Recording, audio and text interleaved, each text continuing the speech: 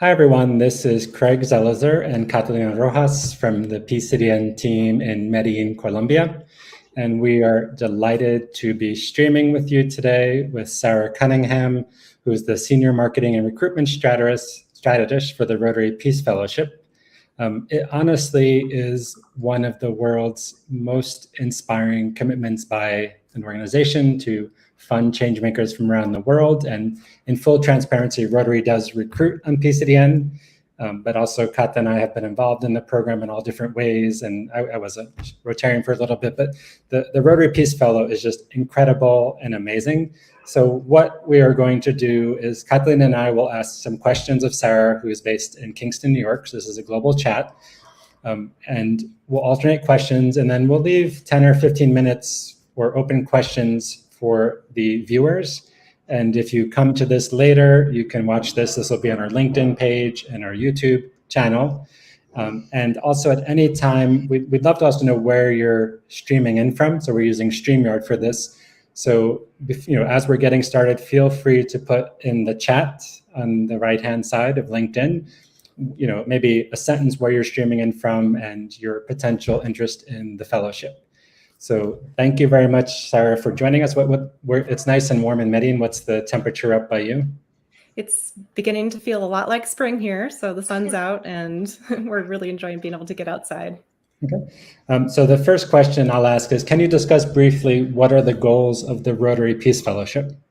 Sure. Well, I think, it's important to talk about the mission of Rotary, and really peace building is a cornerstone of Rotary's work and humanitarian work and in service. It's one of our areas of focus. And the Rotary Peace Fellowship itself is all about developing networks of peace and development leaders who are actively working to prevent and resolve conflict within their communities and then around the world. And how we do this is we partner with 8 universities around the world that host what we call our Rotary Peace Centers. And the goal of these centers is to educate, empower, and build the capacity of peace and development leaders. And they do that through academic training, hands-on field practice, and global networking opportunities. Wonderful. Okay, Kata? Hi, Sarah. It's so wonderful to see you because we talk so much, but never face to face, even though we're so far apart. So this question is about the candidates. What makes the most preferable candidate, both for the MA program and for the postgrad diploma? Sure. Well, the Rotary Foundation funds up to 130 fully funded fellowships every year, 50 for the master's program, and up to 80 for the postgraduate diploma program. And for the master's program, we partner with 6 universities globally that offer, master's degrees in disciplines related to peace and development. And we're really looking for early career candidates who demonstrate a commitment to peace and development, that have a bachelor's degree and can undertake extensive research and reading, and also somebody who can really coordinate with a group, coordinate with a cohort in a good way. So the candidates must have 3 years of relevant work experience, this on-site program, and a unique attribute of the master's program is what we call the applied field experience.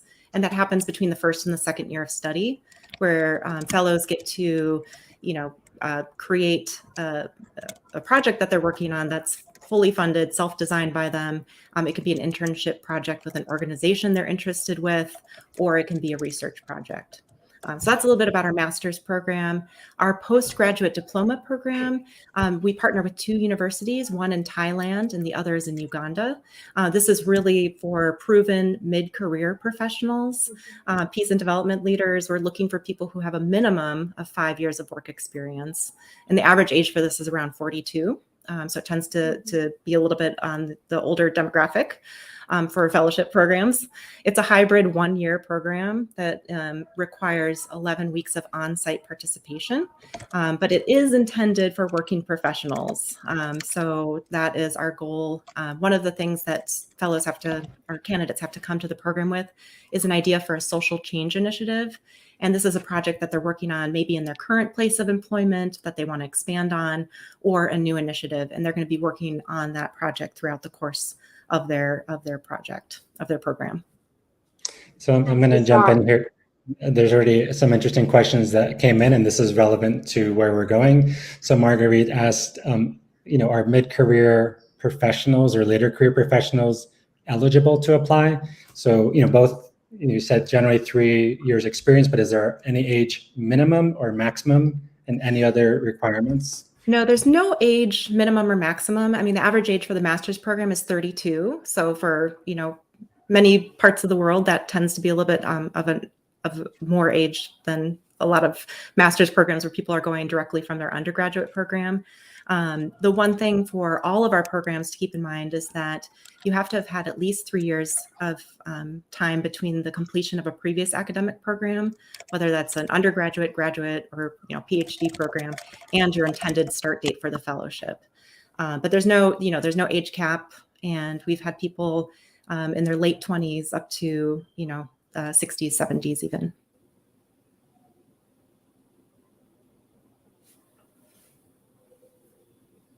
A follow-up question, and Kata, I saw your note about muting when typing. So the fellowship is generally for people with a strong focus on peace building, but across your 6 partner master's programs and the certificate programs, which are located in Thailand and Uganda, what are the sectoral areas in which fellows come to you from? So do they have to have experience related to peace building? Can they be media professionals, scientists, engineers? Like, what is the linkage they have to peace, and how much experience? Sure, that's a really great question. And with Rotary, we really take a wide lens when we're talking about peace building. We're talking about peace and development. So we're looking at people who are either actively, directly working with preventing conflict, but even more so, those that are working to, address the underlying causes of conflict. So we have people, I'll just give some examples. We have people working with education initiatives with underrepresented communities, international public health, economic development initiatives, human rights and advocacy work, community policing and law enforcement, humanitarian relief efforts. We have others working with displaced communities, which is increasingly important in our world today. And then we have those working, like you mentioned, at the intersection of peace building and the media, journalism, arts, even music and sports. And I think, that's the interesting and fun thing about peace building is it really is about how you can use your peace building, foundation and intersect that with other disciplines. It becomes really rich at that point.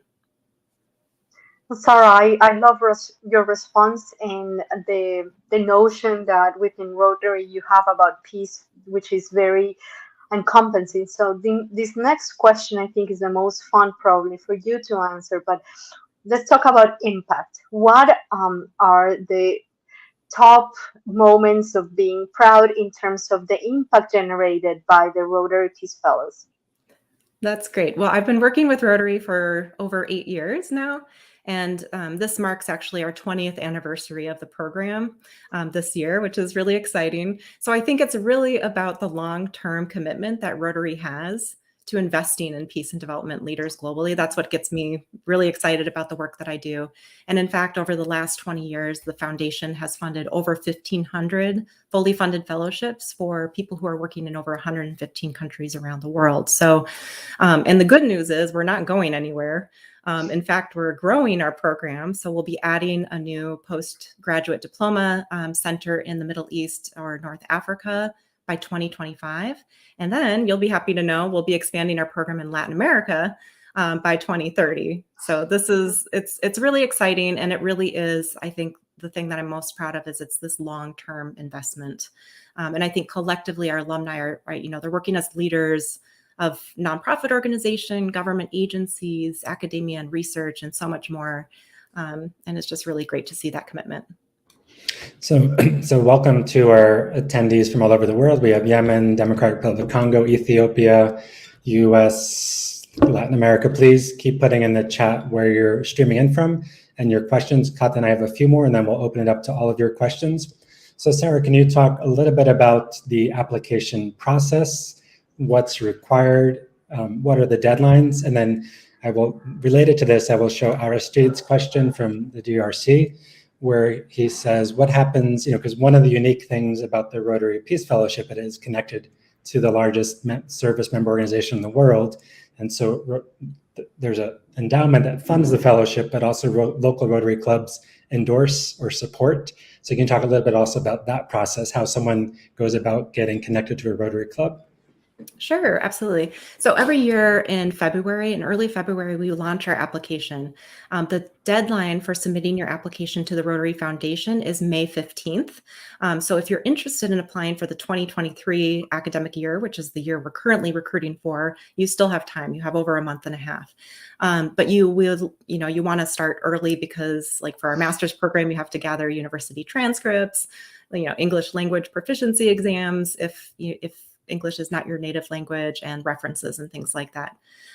So once you submit your application to the Rotary Foundation, you will be connected with a Rotary endorser. We realized that there isn't a Rotary presence everywhere in the world. So we've kind of taken that part out of it in some ways, and we will automatically connect you with a Rotary endorser, which is either a Rotarian or a program alum that's been trained in the program and how to read applications. And they'll be doing an interview with candidates, all qualified candidates, during the month of June. And because of COVID and distances for many people, these interviews generally take place online. We do recommend that candidates try to reach out to a Rotary club if there is a Rotary presence in your community, because it's a great way to learn about the program.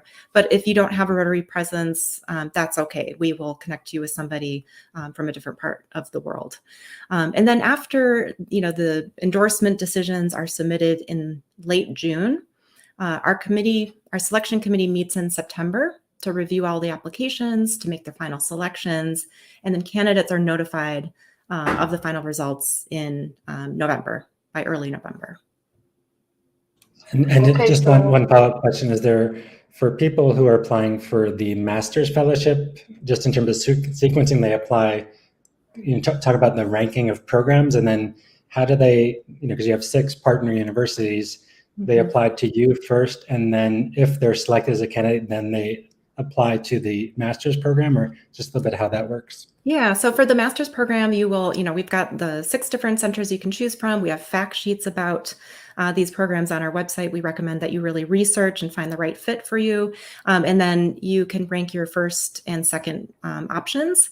If you are selected as a fellow, you will need to apply to the university after you receive the notification that you'll receive the funding from Rotary. But generally, our selection committee, it's comprised of Rotarians, but also our university representatives. And they're really looking at your resume, they're looking at your academic transcripts, and making sure that you would, likely be eligible for acceptance into the university. And this year, you can choose first and second preference for our postgraduate diploma programs as well. And you can't apply for both the master's and the postgraduate diploma in the same application year. Well, that was pretty much my question, Sarah, is following up this conversation is, how do I manage to decide which program to apply and in which one I'm going to be a much more solid candidate? Yeah, I think we're different from other fellowship programs where we have so many different options to choose from. So it does require you to spend time researching. And as I mentioned, we've got the 1-page fact sheets about each of our centers on the website. We have links to the university web pages where you can learn a little bit more about curriculum, faculty, some of the other activities that you will be doing as a fellow. And then, doing the research is important for yourself because of your own personal goals, but also it's going to make your essays more convincing and genuine to our selection committee.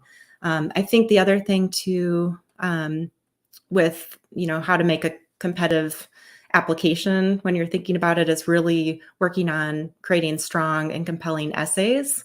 And this is true for all fellowship programs. You really want to focus on, your story. What is, how is this going to make a greater impact in your career? And not only that, but really researching the organization as well. And what is the mission of the organization? Because this is a big investment for so many fellowship organizations, and they want to see the impact that you're going to have throughout your career. So we have lots more people joining from Syria, Zimbabwe, South Sudan. So again, welcome everybody. Colombia, go Colombia. So 2 questions. So one is, as an alum, what are the expectations once someone gets the fellow? Well, as a fellow, what are your expectations in terms of service and post-fellowship? And then you have 1,500 alums, so I don't want to ask you to name your favorites, but what are 2 or 3 who are just doing such interesting things that you might want to highlight? Yeah, so I think, as far as commitment and after the fellowship is completed, we hope that fellows will stay connected with their cohort, with other Peace Fellows, and, maintaining connections with Rotarians that they've met throughout their program. And I honestly think it's just a very natural thing to happen. Over 90% of our alumni say they have ways that they can engage with Rotary in different ways. And it's just a supportive network as far as, post fellowship. And then I think, we have a alumni association that was created 2 years ago. And so that's just a wonderful resource, a network to tap into for your own personal, growth and career. But you also have opportunities to join events with Rotarians and Peace Fellows, both in person and online. And then, I won't name any names, but I'll talk about a couple of the fellows that I really think are doing interesting work recently. The first one is he's the president of International Storytelling Center in Tennessee. I'm sure you know who I'm talking about, but he's really doing important work in advancing storytelling as a way to build empathy in community, as well as intercultural communication and dialogue, which is so important in our country and around the world. Another one is a woman who's she founded an organization called the Red Dot Foundation, working in India. And this is a platform that crowdsources instances of violence against women. And then they use this mapping tool to find hotspots. And then they use that data to develop interventions in those areas, which is just really, it's gender violence, but technology, and really bringing those two things together. And then somebody else that I've learned about recently is part of the founding organization of AI for Peace. So looking at what are the benefits of artificial intelligence for peace building in the future, but what are the risks, and how are you going to mitigate that when you're talking about human rights, democracy, and security? So those are just a few. We've got so many fellows doing interesting work around the world. And I have to insert a plug here, because if you want to continue with Sarah's examples, one of them that some of them that she named are in the Social Change Career podcast, where I had the privilege of interviewing some of these fellowship leaders, in absolutely humbling each and every one of them. So we have almost over 100 episodes in all seasons. There are Rotary fellows. So continuing with the questions, and I guess, Craig, there are so many questions from people that we're going to have to start wrapping up our questions. But Sarah, what are the expectations and support beyond the fellowship? I think, with the expectations of beyond the fellowship, I think I kind of addressed that with Craig's question, talking about, just staying involved with the fellowship. There aren't any, fast, hard rules that you have to follow after the fellowship, but there are. I think what makes us unique too is we have somebody dedicated specifically to alumni at Rotary. And there are lots of opportunities to get involved in conferences. Rotary loves to do conferences, and we love to invite Peace Fellows to talk about their work. And there's ways that you can collaborate with Rotarians on global grants, be involved in speaker series and things like that. So I think what we're going to do now is open up, because we want to make sure you get as many questions answered as possible. And again, you can find this recording later, share it with your colleagues. And Abdul, he asked, how do you forward questions? Just post them in the chat box on LinkedIn, and then we'll get to them one by one.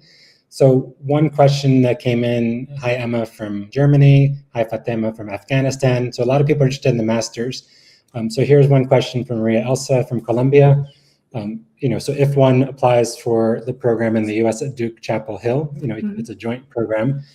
What about the GRE exams, and what about TOEFL and those kind of exams? Because someone else asked about the English language requirements. Yeah, so for Maria, you'll be happy to hear that the center at UNC used to require the GRE, but they no longer require that. So that's very good news, because I know that can be a real challenge for people, especially internationally.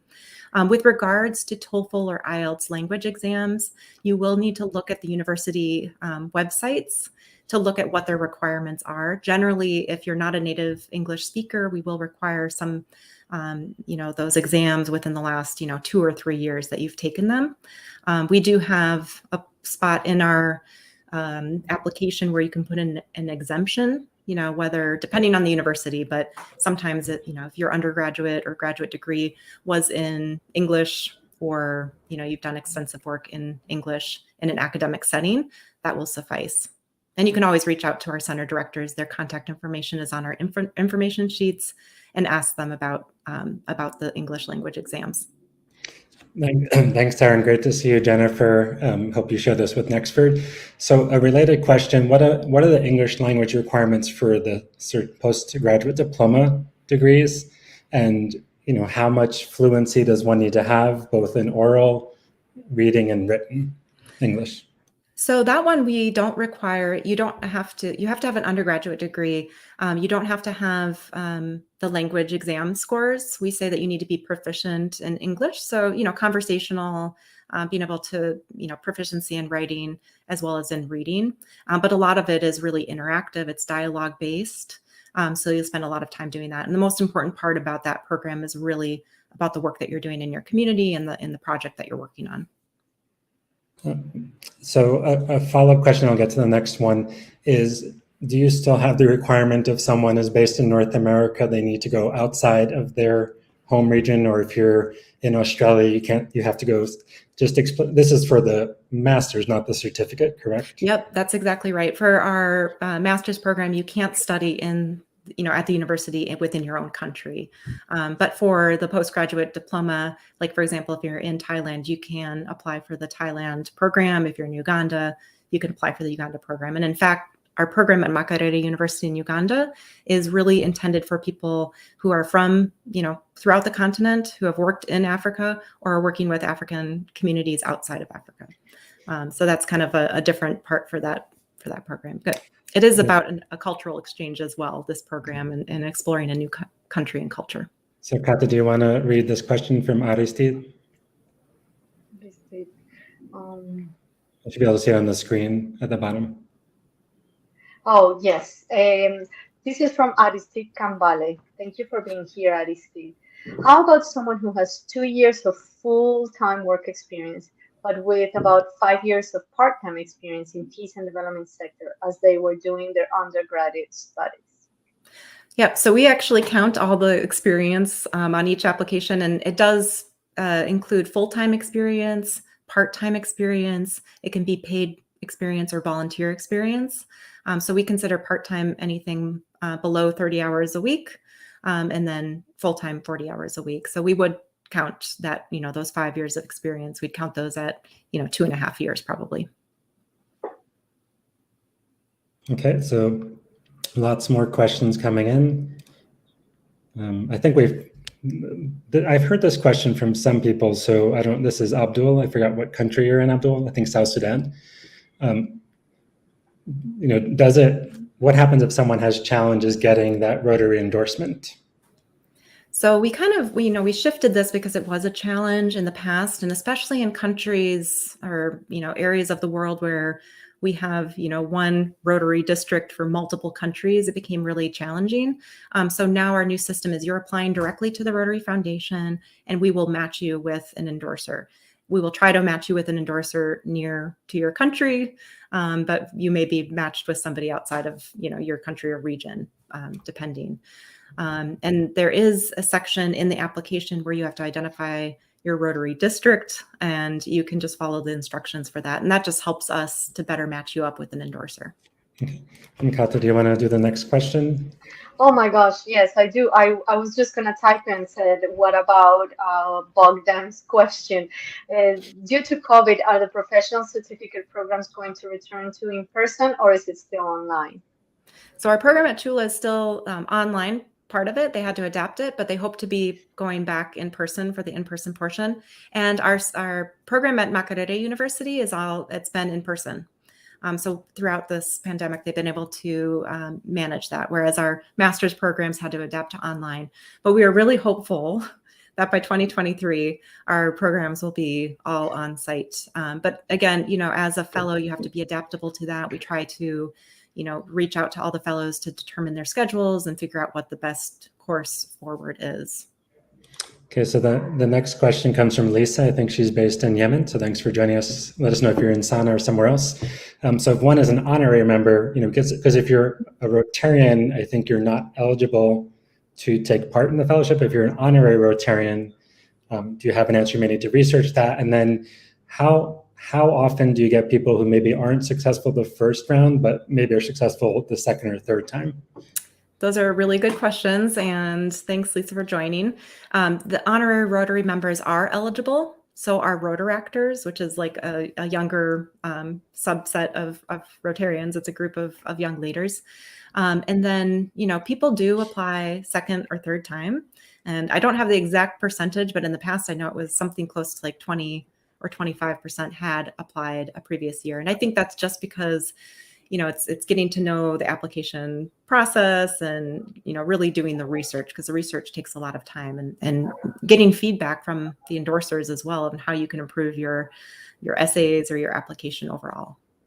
And I've reviewed for Rotary many times, but one question, Sarah, is there a common mistake or error that you see a number of applicants doing that obviously each is person specific, but something you would say, please, when you're submitting an application, Yes, try to avoid or do this? The first thing is editing your application and your essays. Really have somebody else take a look at them. It doesn't hurt to have a second pair of eyes on them. And then the other thing is the essays. I can't emphasize this enough. That is your time to really tell your story. We already have a copy of your tailored CV or resume, so we don't want to see a retelling of chronological order of your career, but really tell an impactful story. Start with a really powerful opening statement, and then weave your work and your career objectives into your essays. That makes for a really powerful experience for the selection committee. Okay. Kata, do you want to do this question? And I know Kata has to go and we'll probably stay for 5 or 10 minutes. Yes. And I was going to remind you Mustafa's question as well. So this is again from Aristide about the English test. We're all non-English speakers like myself. We're all interested in these questions. What about someone who's originally from a Francophone speaking country but did their undergrad studies in an English speaking country with English as an official and instruction language, and additionally they have been working in an English speaking country? Do they still need to provide an English test result? Is there any way they can be exempted? Good for you, Aristide. Let's see what Sarah tells us. I would say I'm just going to be cautious about this because I know that the requirements for each university are different, but I would say in this case, you probably would be eligible for an exemption. And again, you can just reach out to the center that you're interested in, make sure that that's the case, and then you would just write that in, or maybe you would put your transcripts from your undergraduate studies in English in there as sort of like proof or whatever, and then we would go from there. Yeah, I think Mustafa has a similar question, so I think your advice would be similar, just to that would probably be an exemption that seems like it would be an exemption as well. If you already, if you have a bachelor's degree in English literature, that would likely make you exempt for the English language exams. Fatima has a question, which I think we've answered. This, if you want to just answer this, Sarah. Yeah, no, you do not need to have an official offer from a university to apply for the scholarship. You would first apply for the fellowship. If you are selected as a finalist or an alternate, then we would request that you apply for the university. And just to be clear for people watching, Rotary does have lots of other fellowship programs.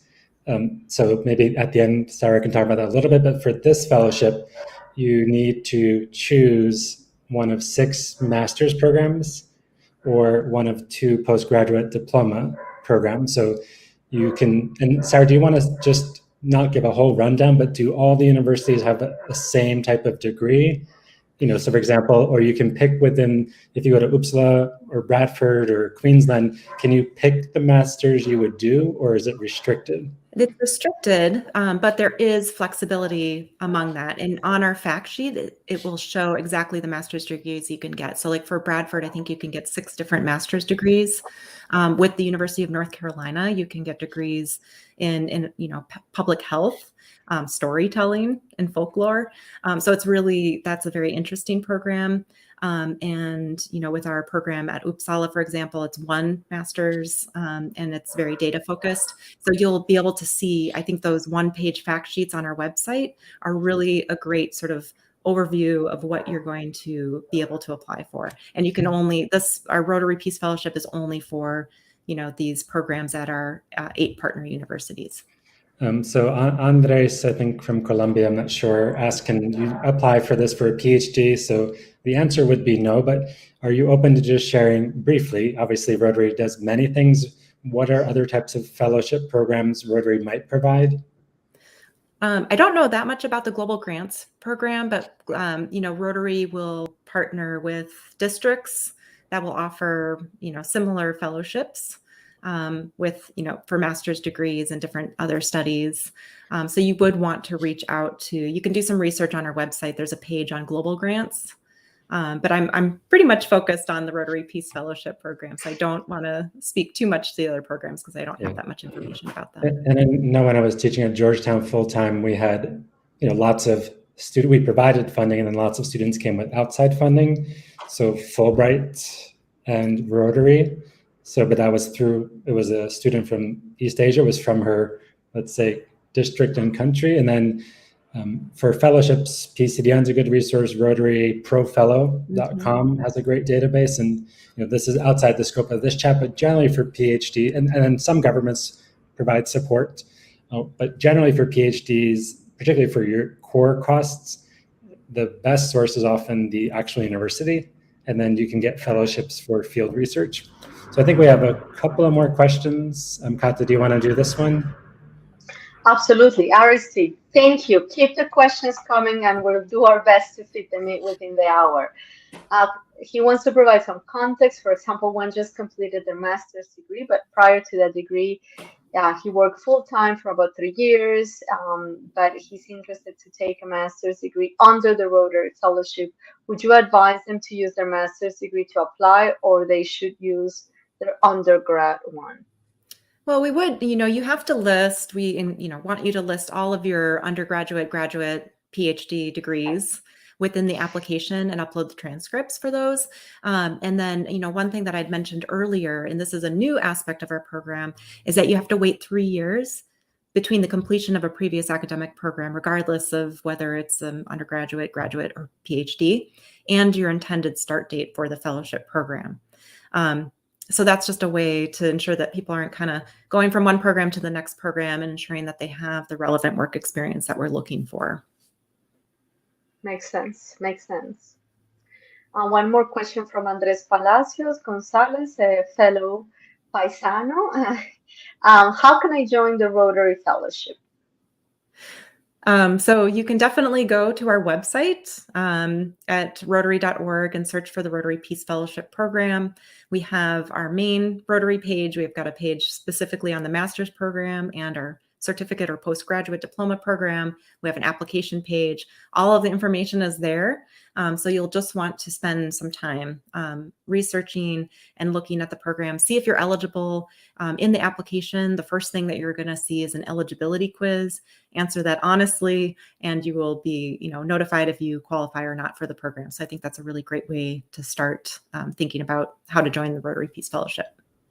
Okay, we're going to wrap up within 5 minutes. So if there's any last questions, I see a couple have come in, please feel free to put them here. And I do want to emphasize apart from the commitment of Rotary financially and Rotarians to be of service, often, if you go to, because Kat and I both have taught in the Chulal Corn program, which is in Thailand, so often the fellows are paired with local Rotarians who will, kind of help them culturally acclimate. They'll give talks at Rotary clubs. And so it's amazing to see that. And then for the people in the master's programs, the applied field experience is so unique and impactful. So Sarah, do you just want to explain a little bit more about that? Because it's quite valuable. Yeah, I mean, I think the applied field experience is really amazing. As I mentioned, it's self-designed by the fellow. So if you have an organization you've been really wanting to work with, you can reach out to them, you can coordinate a project with them, or you can work on a research project with an organization you're interested in. It's fully funded, and you can actually travel to other countries, and it's actually encouraged that you do that. So you are, I think I may have mentioned this before, but it's just such a great opportunity to take the theory and the knowledge that you're learning in the classroom and apply it in a real world setting. And then, many people have actually sought out employment with those organizations that they work with after graduating from their fellowship, or at a minimum, they stay connected with that, as part of their professional network. Okay.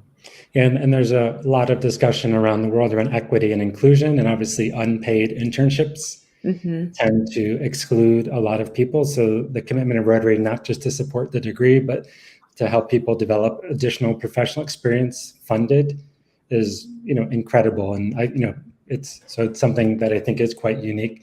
So I think we have two more questions, and I'll end with one. So again, Lisa, this is fairly specific, but as an honorary Detour member, honorary Rotary member, not Detour member, is there anything she needs to be aware of? And also in general, who do you recommend people consult for recommendation letters? So is it required, for the master's or the postgraduate diploma, is there a difference? It has to be academics or employers, or who do you look for recommendations?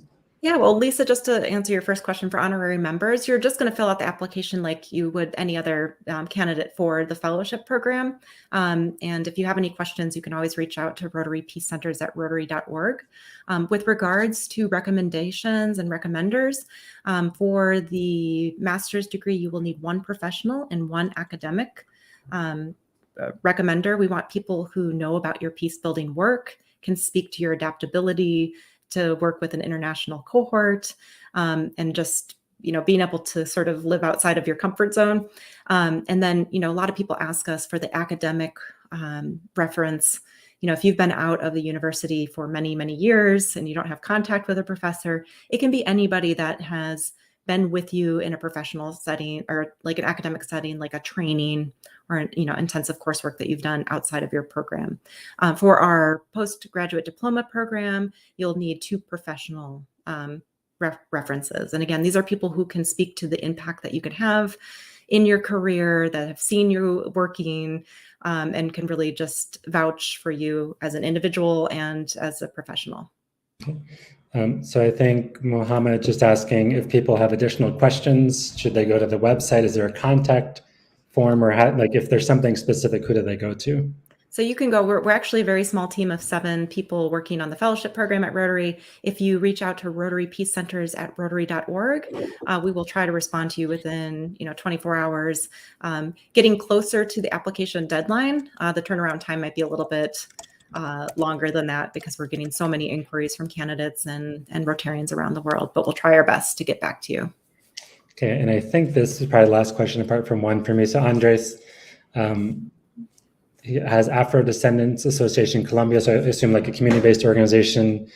Does the Rotary Fellowship help with funding, let's say, community-based organizations or youth in schooling or further education?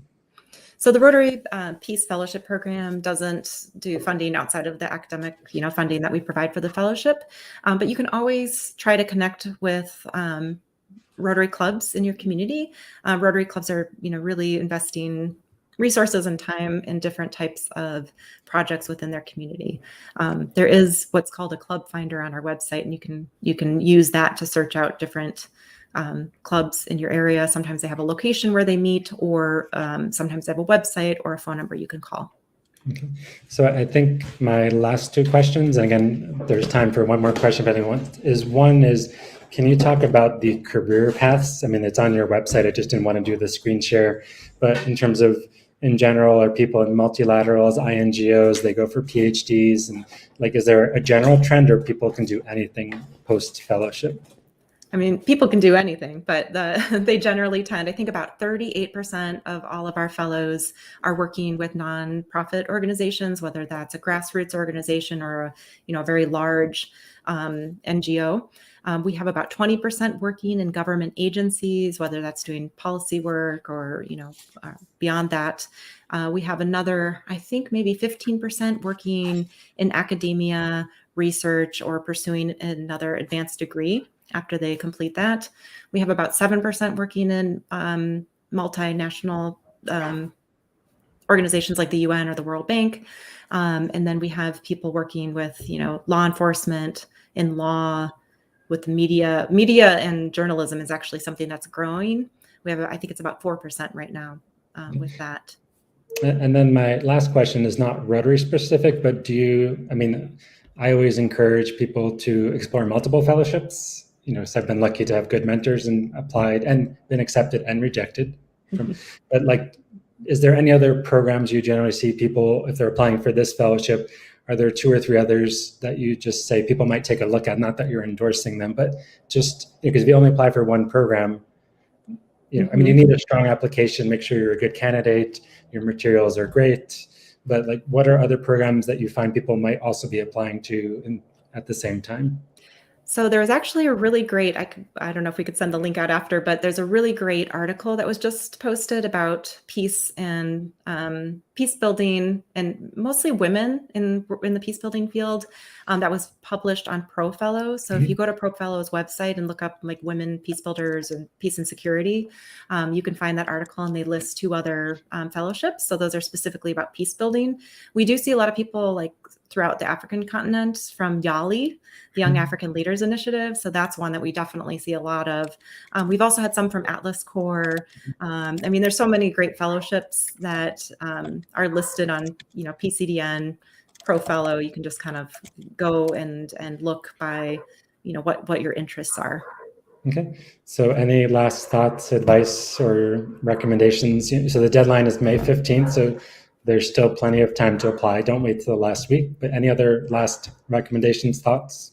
Yeah, I would just think, make sure that you start early, talk about your impact that you are going to have through the fellowship program, and reach out to us at Rotary Peace Centers at rotary.org if you have any questions, or you're getting, stuck with the process and you don't know how to move forward with it. And we're happy to help you. Okay. So Ila Mobila asked about ProFellow. So it's a friend of ours runs it. It's a great website for fellowships, probably the best fellowship database in the world. We have a lot of fellowships on PCDN, and then also you can look at the main fellowship organizations is outside, but Rotary has other fellowships, International Super Education, Fulbright, DAD, which is German. So there are other fellowships that you could get for professional and or master's or PhD. So, but generally for most fellowships, you have to start looking a year in advance to be aware of the application timeline to be eligible if you're selected for the following year. So that's just a piece of advice. So thank you so much, Sarah, for sharing your wisdom and your time. And again, this will immediately be on LinkedIn. So please share this with others. And actually, last questions you have the eligibility quiz on the Rotary Peace Centers website. Do you have any other Zoom sessions or just any other tutorials about how to build a compelling application? We do have, I believe there's some tips within the application itself. We've embedded most of our information in the actual application, which is on the platform Embark.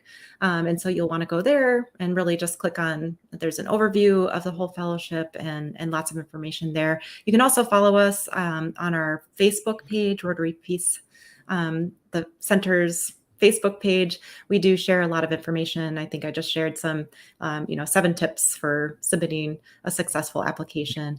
So just follow us there. And one last question came in from Mustafa. So people who might have had to leave country or chosen to leave because of conflict or violence and disruption, particularly for references, think of Ukraine, Syria, Yemen. What do you recommend for people maybe who are their professors are not there or they don't have transcripts? What do you do about potential applicants who are coming from regions where getting these materials is difficult? I think it's definitely, we'll take that into consideration. We know where the conflicts are happening, and we'll sort of take it on a case-by-case basis, but you would want to reach out. You wouldn't want to keep that empty because you can't submit an empty, non-complete application. So you can reach out to us at our email, and we'd be really happy, to follow up with you and figure out, steps forward. Okay. So again, thank you very much, Sarah. Thank you everyone for participating from all over the world. I don't think we had anybody from Southeast Asia, but otherwise, check out the fellowships, share it widely, listen. Our podcast, as Kata mentioned, Social Change Career Podcast, has lots of Rotary Fellows from engineering to reducing gender-based violence to, anything you can think of, social enterprise. And good luck with your applications. And thank you so much, Sarah. Thank you so much, Craig. And thanks everyone for joining.